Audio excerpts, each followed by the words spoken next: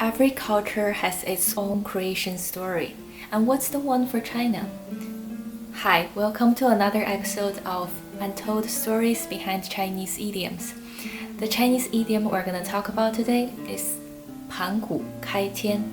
Pan Gu is the protagonist and the subject in this sentence or idiom. Kai means open, Tian means sky. Pan Gu Kai Tian is part of Chinese mythology.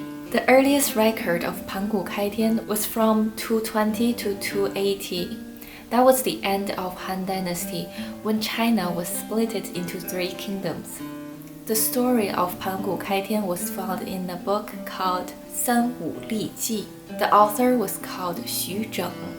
In the story it said, long ago, before there was sky and ground, the whole universe was chaos, like a huge embryo. This huge embryo was pregnant with a giant called Pan Gu.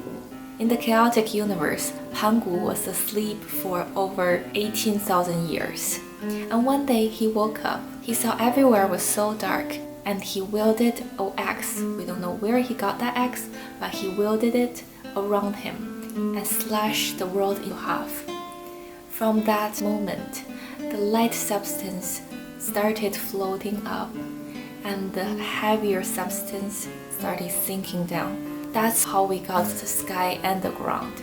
Pan Gu worried that the sky and the ground would merge together again, so he stood up straight with his head against the sky and his foot on the ground, and he started growing taller and taller. The taller he grew, the higher the sky became. Just like that, for no one knows how many years, the sky and the ground become what it is we have today. And Pan Gu was so exhausted, he fell down. After Pan Gu fell down, his body came through great changes. The breath he blew out becomes wind and cloud. The sound he made becomes the thunder. His eyes became the sun and the moon. And his limbs, his arms and legs became the four poles in the world. His skin became endless land. The blood running in his vessels became rivers. And his sweat became rain. And that's the most commonly known mythology in China of how our world is created. There are quite a few Chinese idioms about Chinese mythology. Mostly those idioms refers to those stories, but we don't really use them in our daily life. So I'm not gonna give you any examples of how we are gonna use it.